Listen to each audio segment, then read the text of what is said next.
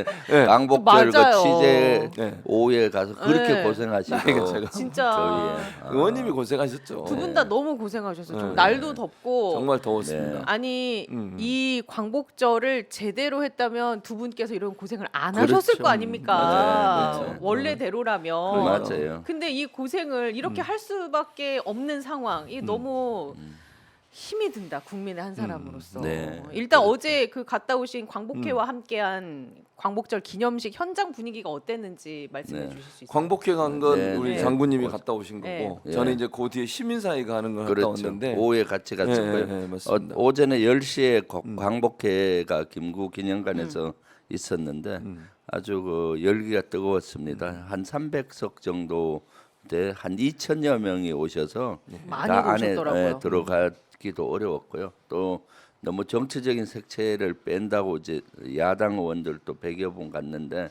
별도 의자는 배치하지 않고 원내 대표하고 대표들만 앞에 하고 나머지들 다 서서 이렇게 했었고요. 이렇게 광복절이 나누어져서 쪼개져서 이렇게 하는 거에 대해서 많은 분들이 분노를 했고 특히 광복회장 이종찬 회장님도 직접 만나서 예. 제가 독립 정신 이렇게 지켜줘서 고맙다고 했더니 아주 뭐 윤석열 정권에 대해서 아주 많은 날카로운 비판을 했어요. 그리고 또 축사 중에도 의미 있는 축사를 하시던데 피로서 지킨 이런 나라를 혀로서 맞아요. 이렇게 할 수는 없다. 그리고 지금 역사 왜곡이 너무 심하다. 이런 식으로 해서 아주 했고 많은 분들을 만났을 때 예. 빨리 탄핵시켜 달라. 왜냐하면 광복회 회원분들은 사실은 많은 분들이 보수 네. 분들이요. 연세 드신 분들이 많은데 오히려 저보고 이제 윤석열 정권 기대할 것 없다. 빨리 탄핵시켜 달라. 빨리 끝장내 달라. 이런 예. 요구를 참 많이 하시더라고요. 그러니까요. 네, 네, 예. 그 안 그래도 저도 어제 언론을 통해서도 접했지만 많은 분들이 이 문구에 그래 피땀 눈물로 쓰인 통한의 역사를 혀로 덮을 수가 없다. 네, 네. 이 그때 당시 얼마나 많은 희생이 뒤따랐습니까? 그 네. 희생을 정말 광복절 경축사를 들으면서 네. 아니 이거를 이렇게 넘어간다고? 이런 생각 저만 한 게 아닐 것 같거든요. 최지봉 교수님 어제 그러니까 어떠셨어요? 어제 이제 뭐 김병주 의원님하고 얘기 네. 나눴지만 일단은 윤석열 대통령은 광복절 기념사 축사에 뭐 일본에 대한 항의가 전혀 전혀 없잖아요. 없었어요. 네. 그러니까 계속 지난번에도 김병주 의원도 그런 얘기 하셨잖아요. 정신 나간 국민의힘 의원이라고 얘기했던 이유가 한일 동맹으로 가려고 하는 시도를 하는 게 아닌가. 결국 어제 제가 인터뷰하면서 이제 김병주 의원이 수수께끼가 풀렸다고 말씀하셨어요. 그 수수께끼가 뭐였냐면 왜 이렇게 친일을 하는가. 또 네. 김병주 의원 말씀처럼 친일이 아니라 숭일까지 하는 이유는 결국 이게 이제 뭐 미국과의 관계도 그렇고 여러 가지 이제 지금 있는 관계 개선 또는 북한과의 관계 이런 거와 연관돼 있다고 얘기를 하셨거든요. 네, 그렇죠. 어떤 부분이 주로 그렇다고 보세요? 주로 이제 한국과 우리 독도 영유권을 주장하는 일본과 동맹으로 가는 길을 걷고 있다고 봐요. 한국과 일본의 동맹. 그러려면 걸림돌이 늘 역사 문제, 독도 예. 문제였잖아요. 그래서 그런 걸림돌을 제거하기 위한 이런 노력을 하지 않을까라는 생각을 했어요. 도저히 상상이 안 가는 일을 지금 하고 있지 않습니까? 역사 지우기를 네. 국민들이 이렇게 저항을 하는데도 그 아랑곳 없이 하는 것은 뭔가 이유가 있을 것이다. 그러니까 제가 봤을 때는 한국과 일본을 동맹으로 가는 데 있어서 걸림돌인 역사 문제를 뉴라이트들을 전면에 세워서 그 지우기를 하면서 새로운 이론으로 세뇌를 국민들을 시켜서 걸림돌을 제거하면서 한국과 일본의 동맹의 길을 가고 있지 않나 하는 그런 생각을 하니까 수수께끼가 풀리더라고요. 왜냐하면은 지금 하고 있는 모든 형태, 장군들 인사에서부터 하는 형태가 그런 형태가 아닌가 싶어요. 그것은 근데 나중에 큰 우환으로 오게 되죠. 일본하고 동맹 말이 됩니까? 영토적인 야심이 있는 일본 그리고 군사 대국화로 가잖아요. 그럼 결국은 나중에 제가 봤을 때는 일본 영향권 안에 들 뿐만 아니라 속국화될 확률이 많아지잖아요. 한미 동맹하고는 차원이 달라요. 미국은 한국에 대한 영향력 확대는 노력하지만은 영토적인 야심은 없어요. 네. 그런데 일본은 그렇지가 않죠. 영토적인 야심을 갖고 있는데. 당장 지금- 독도부터 그렇고. 그렇죠. 예. 네. 그리고 또 우리는 오랜 역사를 통해서 아픔이 계속 있었잖아요. 예. 임진왜란 때도 그렇고 지금 일제 강점기 때도 그렇고 그래서 이렇게 친일을 넘어서 숭일을 하고 있지 않냐. 그래서 그런 생각을 하니 너무 섬뜩해요. 그래서 이제는 진짜 희망이 없다. 예. 빨리 끝장내는 수밖에 없다. 윤석열 정권을 이제 정책 기조 바꿀 가능성은 거의 없다. 그러니까 다시 한번 확인하셨군요. 네, 근데 네. 김병주 의원이 저런 걸 잘 짚어내니까 네. 윤석열 대통령도 섬뜩했을 거예요. 네. 자기 속마음이 들킨 느낌이잖아. 그러니까요. 김병주 의원이 보시니까 이건 분명히 그런 이유 때문에 네. 결국은 이제 역사 지우개 하는 것도 한일 관계 개선 예. 이런 문제 또 동맹 이런 쪽으로 가기 위한 절차가 아니고 이건 정말 무서운 일이잖아요. 네, 네. 이러다가 좀 자위대가 우리나라에 들어올 수도 있잖아요. 전쟁이 그럼요. 일어나면. 네. 그러니까 국방 전문가인 김병주 의원이 봐도 이거는 말이 안 되는. 그러니까 친일이나 숭일을 하는 이유가 결국 역사 지우기는 한일 동맹으로 관련한 시도다 이렇게 분석이 네. 되는 거죠 결국. 네, 그렇게 보여지죠. 지금 말씀하신 것 중에 저는 이제 일본의 속국이 되는 것도 네. 우리가 생각해 볼 수 있다. 그의 입장에서는 이런 표현 하셨잖아요. 너무나 화가 나는 포인트는 일본 언론에서조차 네. 이 광복절 축사를 두고 이례적이다. 한국이 왜 이렇게까지 대통령이 했을까라고 해서 제가 좀 일본 신문을 봤습니다. 마이니치 신문이 일본 말로 본 건 아니죠?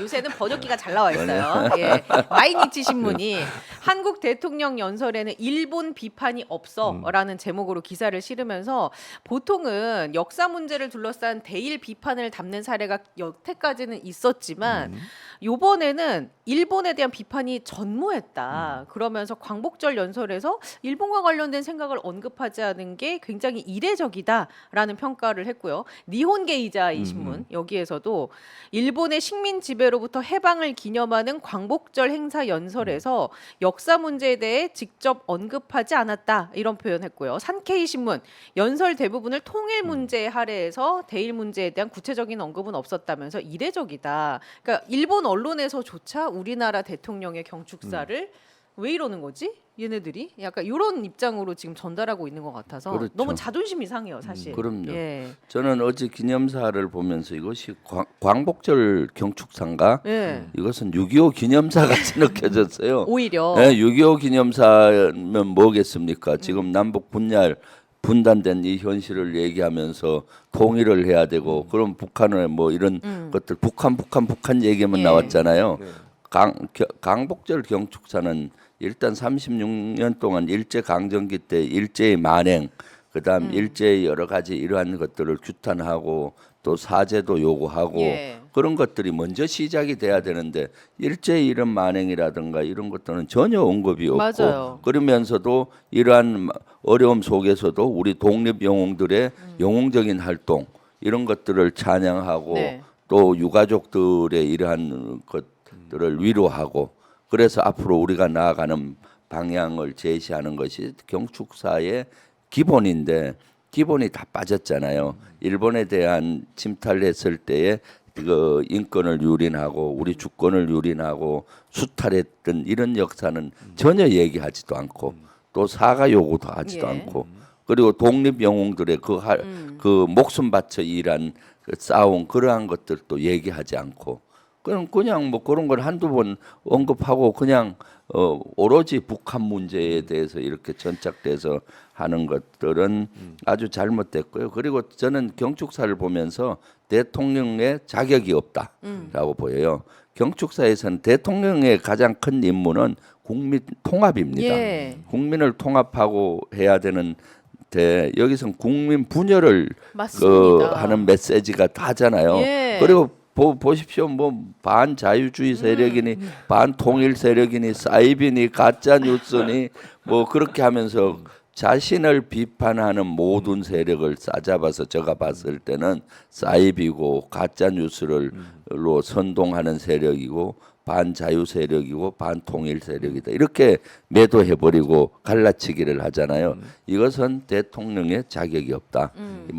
국민의힘 대표라면은 뭐 그럴 수 있다고 예. 하는데 어떤 특정한 당의 대표라면 그럴 수 있는데 대통령은 도저히 그런 메시지를 낼 수도 없고요. 뭐 통일에 대한 뭐 무슨 뭐 337 그거 다 엉터리예요. 네. 그 실현 가능성도 없는 그런 것들을 하나만 또 한 이야기. 네네 제시를 이렇게 해서 진짜 최악의 경축사였다라고 생각이 듭니다. 정말 하나만한 이야기고 그의 관점에서 이제 가짜 뉴스 파는 선동가들 이들이 반자유 반통일 세력이다. 아니 근데 광복절 경축에서 그런 얘기를 왜 하는지 모르겠어요. 네, 그렇죠. 그러니까 무슨 가짜 뉴스를 왜 얘기하고 예. 북한 문제를 북한 얘기를 할 수는 있지만 이렇게 전체 내용이 다 북한 내용이잖아요. 네. 그리고 통일 정책을 말씀하신 것처럼 실현 가능성 없는 337 박수는 봤습니다만 337 통일 정책은 처음 봤어요. 예. 그래서 저는 대안 세력으로서 민주당이 안보 전문가가 정말로 필요하다. 아 그렇죠. 정말 필요하죠. 그러니까 그 국민의힘이나 윤석열 정부가 저렇게 엉망이니까 네. 민주당이 정권을 다시 되찾아와서 정권을 만약에 잡게 되면 안보 분야에서 전문가가 반드시 필요해요.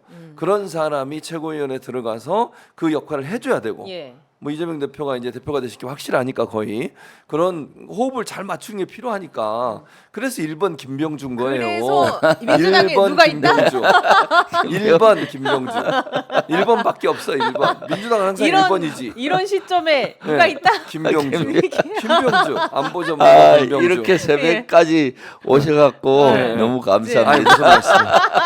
제 진심입니다.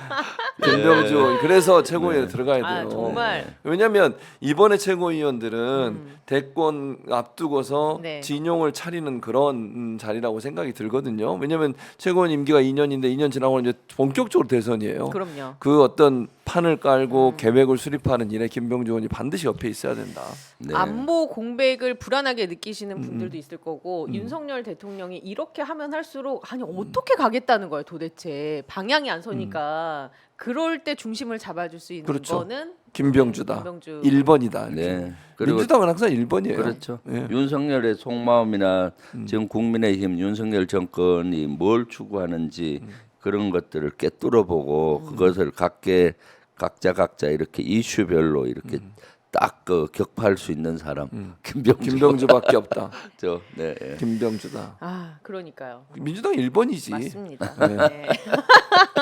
아니 이제 이 부분도 하나 네, 더 네. 최지모 교수님도 계시니까 광복절 딱 0시가 되자마자 KBS 1TV에서 오페라 나비 부인을 편성했는데 그 가운데 등장한 이제 씬 중에 하나가 일본 국가인 기미가요가 울려 나오고 퍼졌죠. 뭐 태극기가 거꾸로 노출이 되고 논란이 또 되고 있어요. 그러니까요. 어떻게 보십니까? 이 뭘 어떻게 봐요? KBS가 다 이렇게 방민의 방송 되고 나서 이런 현상이 일어나는 거 아닙니까? 이게 공영방송이 공영방송 역할을 못하는 것은 언론을 장악한 윤석열 대통령의 이런 잘못된 행동 때문이라고 생각해요. KBS 사장을 바꾸기 위해서 이사회를 막 바꿔버리고 원래 임기가 이사회가 3년이거든요. 이사들을 그 쫓아내버리고 그리고 사장 바꾸고 그래서 본인이 원하는 사장 앉혀가지고 KBS가 지금까지 했던 만행을 생각해 보세요.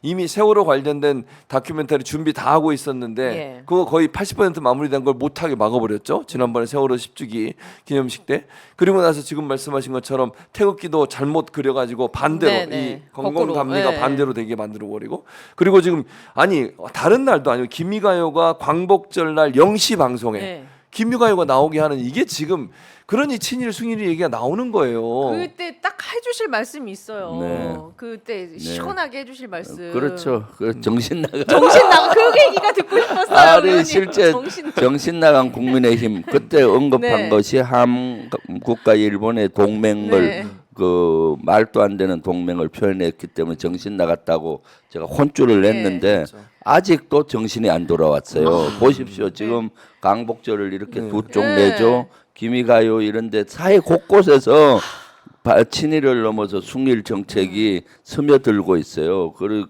KBS가 그러하죠. 예. 지금 지하철에 독도 맞아요. 조형물이 다 치워지고 네. 있어요. 이거 말이 되나요?